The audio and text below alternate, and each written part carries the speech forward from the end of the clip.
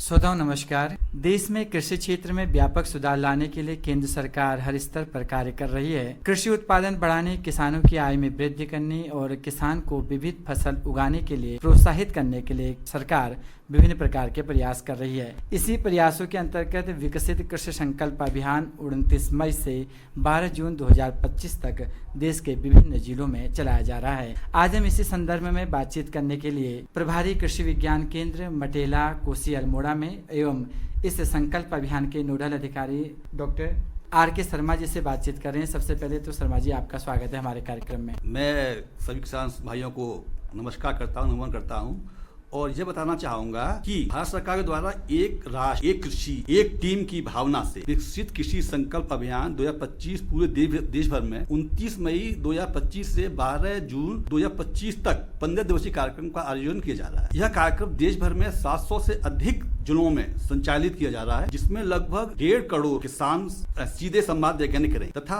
65,000 से अधिक गाँवों को वैज्ञानिक भागीदारी मिलेगी, जिससे कि जो तकनीकी गैप होता है वो भी खत्म होगा। हर टीम में वैज्ञानिक, विभिन्न रेखीय विभागों के अधिकारीगण, नवोन्मेषी किसान समूहों के किसान सम्मिलित होंगे। पहली बार ऐसा हो रहा है, किसान भी हमारे वैज्ञानिकों के साथ नवोन्मेषी सीधे संवाद करेंगे। आपको बताना चाहूंगा कि जनपद अल्मोड़ा में 11 विकास खंडों में कृषि विज्ञान केंद्र की 2 टीम, ICAR विवेकानंद कृषि अनुसंधान परिषद 4 टीमें तथा कृषि विभाग में ध्यान विभाग, पशुपालन विभाग, सहकारिता, रेखीय विभाग है, उनके अधिकारी मिला करके 6 टीमें बनाई, जो कि चयनित गाँव सब जाएंगी और वहाँ किसानों से सीधे संवाद करेंगे। इसके अंतर्गत कई चीजें हम लोग कर रहे हैं, जैसे कि टीमों में इफ्को का भी है, स्वयं समूह भी आएंगे, FPO भी आएंगे, जो कि बड़ी संख्या में कृषकों के लिए प्रेरणा स्रोत भी है और लाभकारी खेती भी कर रहे हैं। इस कार्यक्रम में को उन्नत कृषि तकनीकी, जिसमें फसल उत्पादन, सब्जी फल उत्पादन, पशुपालन, मधुमक्खी पालन, मशरूम की जानकारी कृषकों को दी जाएगी। मुख्य कृषि अधिकारी द्वारा जनपद की आवश्यकता के अनुरूप न्याय पंचायतों में कृषि कार्यक्रम आयोजित करने हेतु अपने विभाग से रूट चार्ट बनाया गया, जिसमें उपरोक्त 6 टीमों के वैज्ञानिक जाकर संपर्क कार्यक्रम चलाएंगे। केंद्र इस कार्यक्रम के मुख्य आकर्षण में केंद्र एवं राज्य सरकार द्वारा चलाई जा रही कृषि योजनाओं एवं कृषि विकास नीतियों की जानकारी कृषकों को उपलब्ध कराई जाएगी, जिससे किसान भाई योजनाओं का लाभ उठाकर विकसित कृषि संकल्प को पूरा करने में समर्थ। साथ ही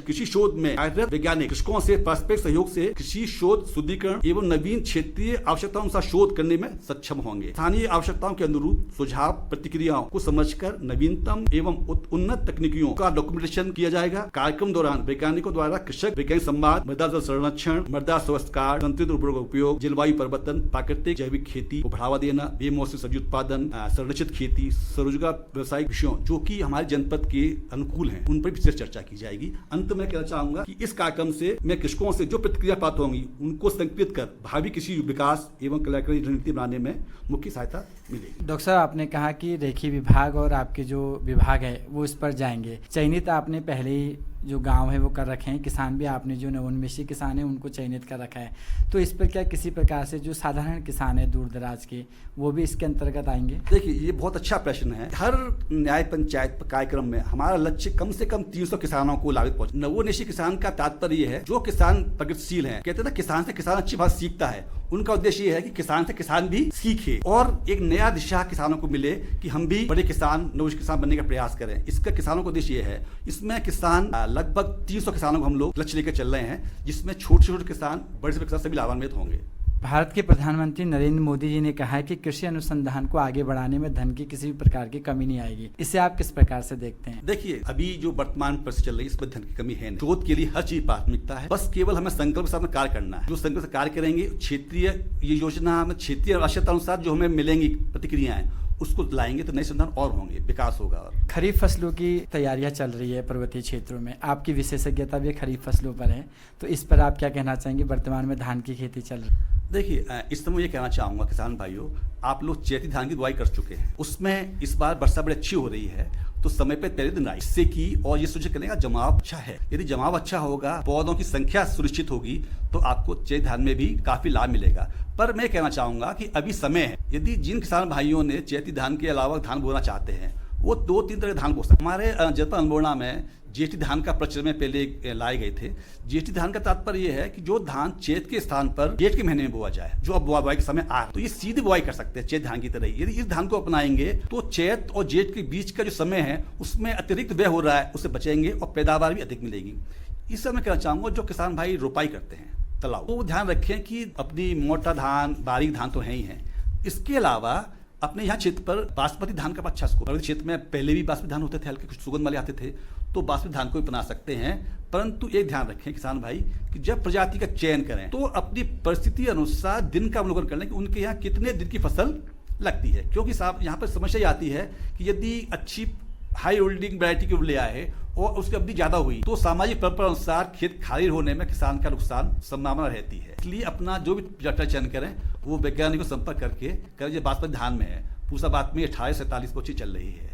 संकर धान भी आजकल आ गए हैं, पर उसको अभी हमने यहाँ पर हमने किया था। पर संकर धान में ये है कि किसान भाई 115 से 120 दिन की प्रजाति चयन करें, नहीं तो VL धान 70 धान आ रहा है, VL धान 88 है।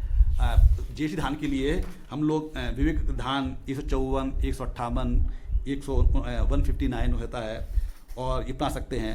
चैती धान के लिए बुआई हो चुकी है, परंतु किसान याद होना चाहिए कि VL धान 209 निमित्त प्रजाति उनकी थी, VL धान 208, VL धान 207 ये प्रजाति हैं जिनको अपना सकते हैं।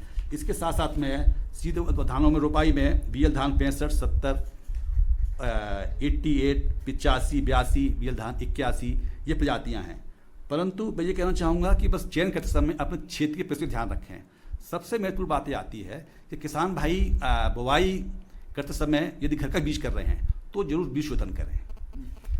डॉक्टर साहब, आप किसानों ने तो अपनी जो चयन है बीजों का वो कर लिया होगा, प्रजाति का उन्होंने लगा दिया है। अगर हम अभी जब गुड़ाई होगी कुछ समय बाद तो एक प्रश्न स्वाभाविक रूप से ये उठता है कि किसान जो है अपने धान की खेतों में खरपतवार नियंत्रण किस प्रकार से कर सकते हैं और उसका प्रबंधन उन्हें किस प्रकार से करना चाहिए। अगर आप इस बारे में थोड़ा सा जानकारी दें तो ये श्रोताओं के लिए लाभप्रद होगा।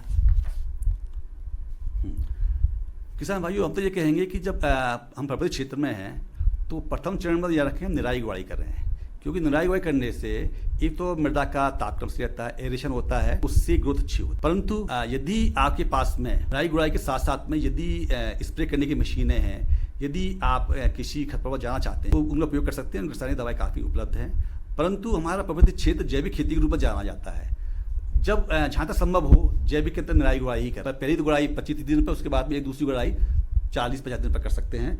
यदि आप खरपतवारनाशी प्रयोग करना चाह रहे हैं तो हर विकास खंड पर दवाएं ऐसी हैं जो सामान्यतः आपको मिल जाएंगी। और रुपये धान में ब्यूटाक्लोर आता है 50 cc का, जिसके 3 लीटर दवा 50 नाली खेत के लिए उपयोग होती है, या कह सकते हैं 3 लीटर का मतलब 60 मिलीलीटर प्रति नाली उपयोग करें। और इसका तो एक पेट्रियाक्लोर वो भी अच्छी दवा है, परंतु उपलब्धता अनुसार देख लें, वो नहीं मिलती है तो ब्यूटाक्लोर आपको हर जगह मिल जाएगी। इसके साथ साथ में नई प्रजातियां भी, नई दवाई भी आ गई हैं जो आप लोग लगा सकते हैं। चौड़ी पत्ती वाले और मोटा वर्ग के खरपतवारों की दशा में आप मेटसल्फ्यूरॉन मिथाइल 20 WP 20 ग्राम प्रति हेक्टेयर का प्रयोग रोपाई के 20 दिन बाद करना चाहिए। सक्रिय तथा चौड़ी पत्ती के खरपतवारों की दशा में अक्सा डायरीगल 80 WP की 125 ग्राम मात्रा प्रति हेक्टेयर का प्रयोग करें रोपाई के 3 दिन के अंदर, या बिस्पैरीबेक सोडियम 10 cc की 200 मिलीलीटर मात्रा रोपाई के 15 से 20 दिन के अंदर करना चाहिए।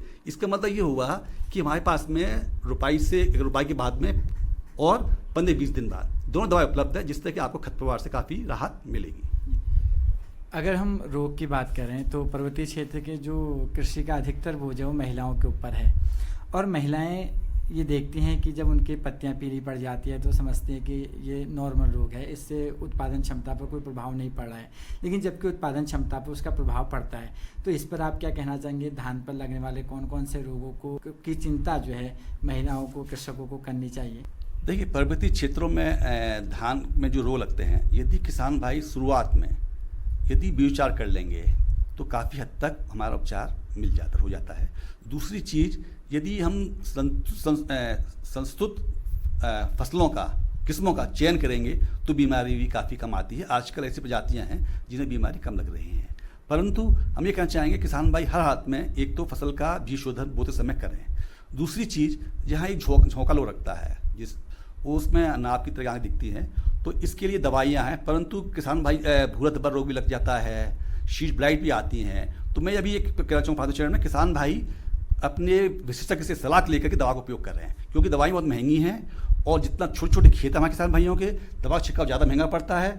यदि वो विशेष सलाह लेकर करेंगे तो उन्हें लाभ। डॉक्टर, चलते चलते एक सवाल आपसे विकसित कृषि संकल्प अभियान पर और जानना चाहूँगा ये जो अभियान चलाया जा रहा है, इसकी किस प्रकार से तैयारियां आपके द्वारा पूरी कर ली गई और क्या क्या प्रयास कृषकों तक पहुंचने के लिए आपके द्वारा किया जा रहा है? इसके बारे में कहना चाहूँगा कि तैयारी जिला मुख्य कृषि अधिकारी महोदय के साथ में मिलकर की गई थी, जिसमें निदेशक भारतीय कृषि अनुसंधान परिषद विवेकानंद संस्थान के और मेरे द्वारा संयुक्त रूप से प्रयास किए गए हैं।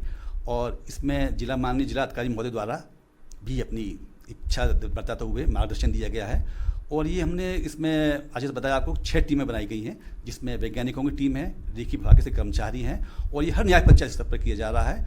और जिसमें हर टीम के पास लगभग 2 ब्लॉक आ रहे हैं। इससे इच्छा हुआ हर वैज्ञानिक भी सीधा 2 ब्लॉक पर जाएगा, तो जिसको जो फीडबैक मिलेगा तो सबसे बड़ा किसान के साथ साथ वैज्ञानिकों को फायदा होगा। कृषकों की भागीदारी किस प्रकार से सुनिश्चित की जा रही है? अभी मैं व्यक्ति रूप से बताऊं तो मैंने अभी किसकों से संपर्क किए थे, तो आप देखेंगे किसकों के इतने व्हाट्सएप नंबर आ गए हैं कि शायद यदि ये काम सफल रहता है तो अगले बार किसान अपने आप संपर्क करेंगे, हमें काम करवाना है। किसानों का इस कार्य पर बहुत अच्छा रुझान मतलब देखने को मिल रहा है, जबकि बुवाई के समय भी चल रहा है। हमारे जो प्रगतिशील किसान हैं उनके द्वारा समूह बनाकर टोली बनाकर कैडर हम लोग आएंगे और इसको सफल बनाएंगे। साथ में जो हमारे रेखी विभाग के कर्मचारी हैं इनके द्वारा बहुत मेहनत की जा रही है, जो प्रचार प्रसार, क्योंकि उनको ये खुशी हो रही है कि ये वैज्ञानिक से उनको भी सीखने को मिलेगा। और ये जो एक परिभाषा है कि किसानों के साथ साथ में रेखी कर्मचारी अपडेट होंगे तकनीकी से, ये सबसे बड़ा लाभ होगा और ये बहुत अच्छा सफल प्रयोग है। निश्चित रूप से डॉक्टर साहब आपने हमसे बात की, आपका बहुत बहुत धन्यवाद।